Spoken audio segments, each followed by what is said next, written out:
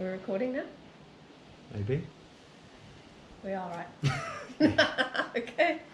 All right, Marcus, you have spent the last 21 days running half a marathon every day to raise funds and awareness for mental health and mental fitness.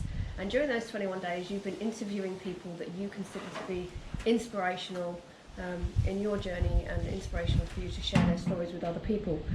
And along the way, you've inspired quite a few people yourself. So now it's your turn to be interviewed, and you can share your story with everyone as a final little treat for everyone who's been following your progress and your journey. So you've just finished half marathon 21 of 21. Well done, and what an awesome finish it was too. Amazing. And obviously I've been on this journey with you from back in the day, quite a few years ago, when you first decided you were going to do a marathon, and we were like, oh, okay, okay, kids, Daddy's going to do a marathon, let's go to the finish line. Yeah, great, he's done it, great, let's go home. And then, oh no, that wasn't it, and little did we know what was coming. So that turned into, I'm going to do a 50k run.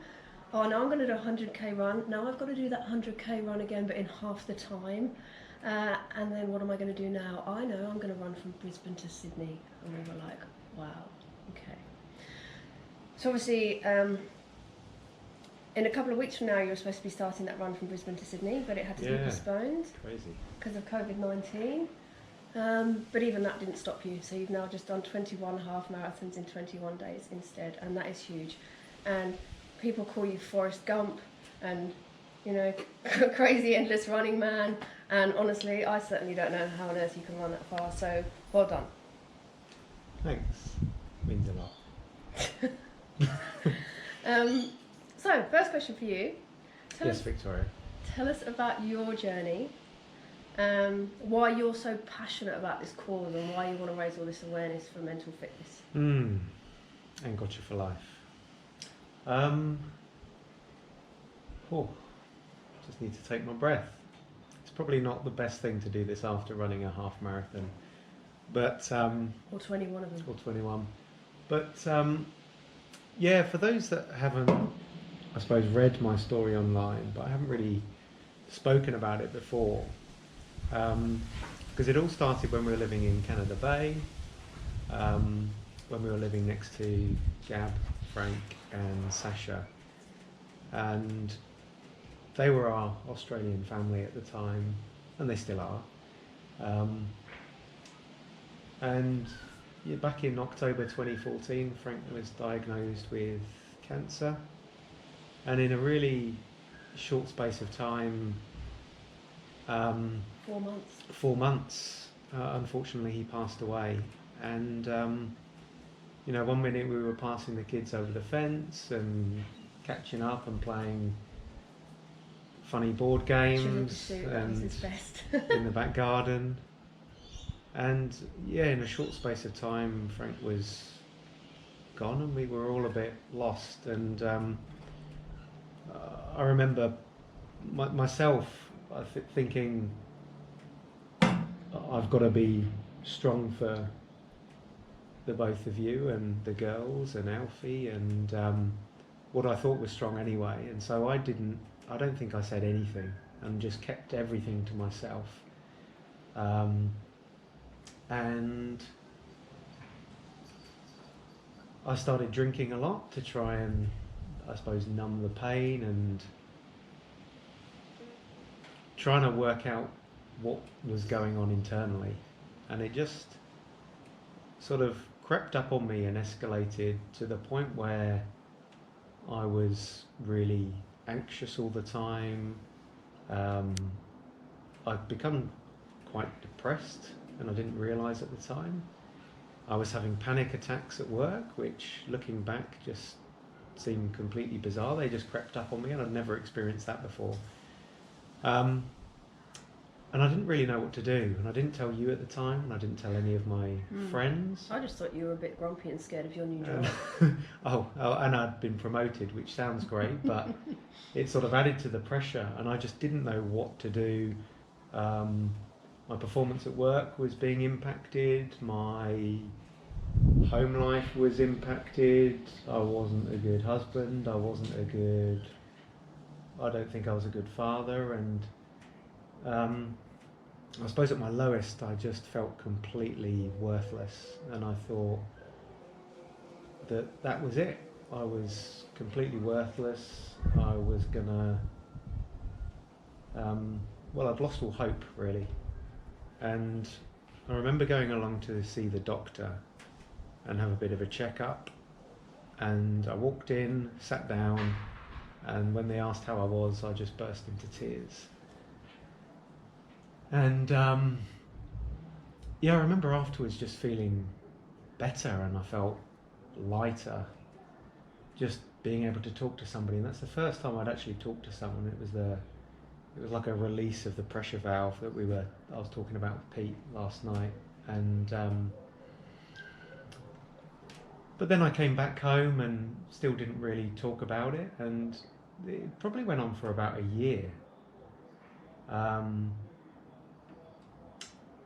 And I suppose then I decided to, I started to think about running, and I remember thinking maybe I wasn't sleepy anyway. I was getting up at stupid o'clock, couldn't sleep, so I was going for little runs in the mornings. You remember? Just probably 2 or 3K. No, you do big runs in the not mornings. far. And I remember thinking, right, I want to enter the Sydney Marathon. I want to do something to try and pull myself out of this hole. And I was trying to grab hold of life and think I felt completely out of control, and that was the one thing that I felt I could control, or that I had some control over, and that was running. So I remember one evening thinking, oh, shall I or shall I not? And Lily came home from daycare with that picture she'd drawn of Mickey Mouse, and it said, if you can dream it, you can do it, which has become our family motto, I suppose, that we've got on the wall upstairs. It's everywhere. And everywhere. And I signed up that night and was feeling quite emotional. I suppose because I'd committed to this thing, I then put all of my energy into that first marathon, and it was in training for that I first thought of the idea of Brisbane to Sydney. And it was, as I said before, it was to try, and I felt so worthless at the time that I wanted something really huge to try and pull myself out of it. And I thought, if I can do this, then maybe I'll be worth something, and maybe I'll feel good again. So that was the sort of North Star for me. It was all about Brisbane to Sydney, and it was trying to do things to change how I was feeling about myself, and obviously then how I impacted the rest of my life. So that's really the story behind how it all started. And as you said, the marathon, I love the training, and it was starting to feel really good. And that, I can't even remember how long or at what point that was, but I finished that, and then a friend suggested, oh, maybe you should come up to this 50k in the Blue Mountains. And I thought, well, that's only an extra 8k. Yeah, we thought you were crazy then. But that was a different league. And then it was 100k, and then it was another 100, and another 100, and then it was after 2 or 3 years that I thought, well, maybe Brisbane to Sydney is on the cards. I've been thinking about it and dreaming about it for so long, and then I told you, and you thought I was properly having a breakdown. Yeah. Proper midlife. And then, just over the since I spoke up with it in our smaller, closer friends at the beginning of last year, and then last June I came out on Facebook and said, right, I'm going to be doing this. And it started to become more and more real. And here we are now. Yeah. So what you said, you felt in control and you wanted to do something you could control, but why running? Why not, I don't know, swimming or tennis, or what does running mean to you? Have you seen me play tennis? No, are you really bad? Yeah. Maybe that's why I've never seen you play. I've always liked running. Like when I was rugby training with Pete or at school, I enjoyed running, and I was okay at it. But for me, when you feel completely worthless, even if you're doing quite well at work or you're doing this, all of a sudden you look at, for me, I looked at life completely through a really bad lens, and that lens was I've just been lucky to get to where I am, and it's just a complete fluke, and I'm never going to be able to do it again. So running for me, it was like, it's something only I can run a race, only I can complete a run. Of course you get coaching and everything, but ultimately you can't fake a run. So that's why it was running for me. It was, I remember finishing that first marathon and thinking, oh, okay, I did that. I worked really, really hard. Just a quick thought. How fast did you complete that marathon in? Oh God, what was it? 3 hours 50? Yeah, and can I just say that yesterday, for fun, on your second to last half marathon, you actually just did a marathon. And how quick was that? 3 hours 16. Ridiculous. Yeah, it's crazy.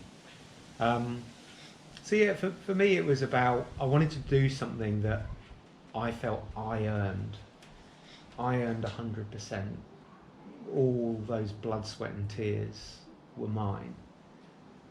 And I wanted to feel proud again. And you should. Thanks. What, if you could give one piece of advice to somebody out there struggling at the moment, what would you say? Well, we talked about it. I talked about it last night with Pete, and actually it's been a common thread throughout a number of the conversations I've had with different people, and that's about just speaking up and talking to somebody, because it really is a problem shared is a problem halved, and I kept it to myself, and I wish, well, I don't regret anything, but I think if I'd shared it, I would have been able to get through it a lot quicker, because the resources that are out there are amazing. But you need that strong network. So the first thing I would recommend is just speaking to somebody. And the fear of being judged is completely unrealistic. I think people will be there for you, and they won't judge you, and they'll support you, and they love you. And so that's the one thing I'd suggest, is share it, and then with that support person, you can then work out how to sort of dig yourself out of that hole. Maybe start running. Yeah, why not? So what legacy do you want to leave behind with all of this that you're doing? What legacy do I want to leave? There's a number of different things. I mean, one thing that I love the thought of, and it's something I think about regularly, is for us to be able to sit down with our grandkids and just talk through all these epic stories, and for them to be just really proud. You'll be really old by then. Yeah, Wrinkly. dodgy knees. Still be able to run a half marathon. Yeah, I'll still kick their arms. But I suppose it's just showing the kids and showing the grandkids that if you really, really want something, that you can have it. And actually, all of the trials and tribulations along the way just are a part of that journey. There's that part. There's the mental health part as well. And the reason I share my story is it's probably the biggest, it's the silent killer at the moment. And I mean, not a lot of people would have known that I went through what I went through. And that's probably the only thing that used to scare me with the kids, really, is that I want, if they go through anything like that, which they inevitably will, you know, that's life, the natural ebb and flow of life. I want to have led by example, and for them to know that they can talk to us. And what started as me just doing it for the kids and our family then grew to, I suppose, our friends as well, and the community, and just to do my little bit. You're obviously raising funds for Gotcha for Life now. Mm. And I was having a chat to Gus, who's the founder of Gotcha for Life. Mm-hmm. And you will probably already be aware, but I don't know if everybody else is, but for about $1,000 you can take a child through an amazing program to raise this awareness and coach children into a different mindset and a new, different future. Yeah.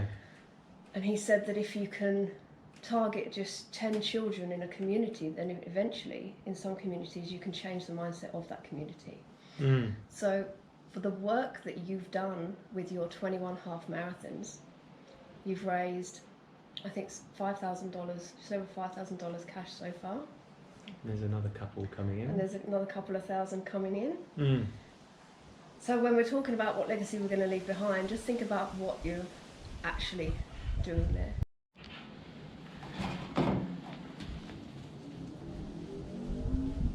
Okay, we're good? Mm-hmm. Okay, so apparently GoPros don't like being left in the sun, but now it's in the shade, she's happy again. So 5 quick fire questions for you. What's been your favourite race so far? Oh. Well, I was going to say UTA 100, but that finish today was pretty special. Yeah, I think UTA 100 because of... Which one? The first one. The first one? Yeah. Not the one where you got your bronze buckle?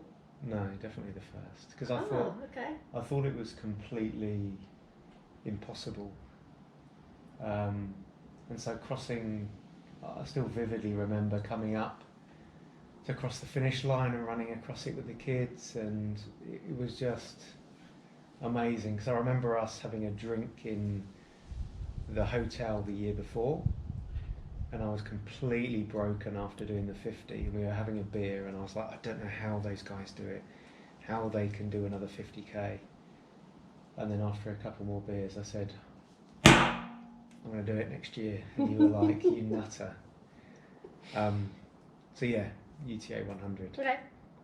And what do you listen to when you're running? I know you must listen to something, either that or you just pretend because you wear your earphones everywhere you go. Well, if I'm running on the trails, nothing. But road running, so every morning I've listened to, because each run's taken, an hour and 40, so I'll listen to a podcast first for about an hour and 10. And it's usually something like, I don't know, Rich Roll, Aussie Runner podcast. So it will be some kind of motivation or running related. Funny that. And then I actually listen to chill out music. Oh really? Yeah. You don't listen to like Eye of the Tiger or We Are the Champions or all those sorts of stuff? No? But it's usually because you want to, for me, I want to settle into a nice pace rather than getting too pumped up and then you've got like an hour to go. Mm-hmm. So, here's one for you. Now be careful because I know the answer to this. How many pairs of running shoes do you own? I think it's one, isn't it? How many pairs of running shoes do I've you got have? I've got 4 on current rotation. How many do you own? More than 4. Yes. Do you know how many you own? No. 15. Okay. You have more running shoes than I have shoes, full stop. Not sure it's quite necessary. We need to throw some out. But anyway, that's another obsession of yours, I think, is the shoes that you run in. Who's been the biggest influence on your life so far? Oh, lots and lots of people. Because obviously I'm very close with my family, my mum, dad and sister. They're a big part of my life. But to be completely honest, it's you.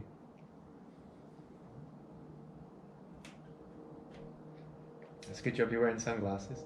Yeah, because when Really? we met, I was probably a little bit loose is probably the best way to describe it. And yeah, I sort of met you and Became boring like me. no, and you know, when you meet somebody and then all of a sudden you start thinking about settling down, and for me, when I met you, I was probably here and you were up here. That's how I felt, and so it was to try and I suppose be the best version that I can be of myself, and I think you do that. Wow, wasn't expecting that. Mm. Thank you very much. It's Mother's Day. So what, last one, and what would be your favourite quote other than never eat yellow snow? That's probably my second favourite. It's definitely "If you can dream it, you can do it" by Walt Disney.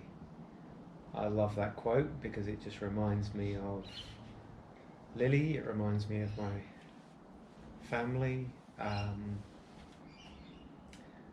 it just reminds me of, I suppose, where I've come from, and I suppose that time that was my darkest, but also it's the time that really put the fire in my belly and has made me the person I am today. So I'm really, I suppose, looking back, as dark as it was, as I said, it's made me who I am today. So. And you've proven that it's true. Yes. So I would say what next, but we know what's next. We kind of know what's coming up. Brisbane to Sydney at some point. Yeah. Which we're all still very excited about. But well done again on your 21 half marathons in 21 days. For Gotcha for Life. For Gotcha for Life, yeah. Myself and the kids are super proud of you. Seeing you run across the finish line, I'll get emotional now, today, was pretty special. Thanks, Annie. And happy Mother's Day. Thanks. So until next time, Mm. would it be cheesy if I said keep the conversation running?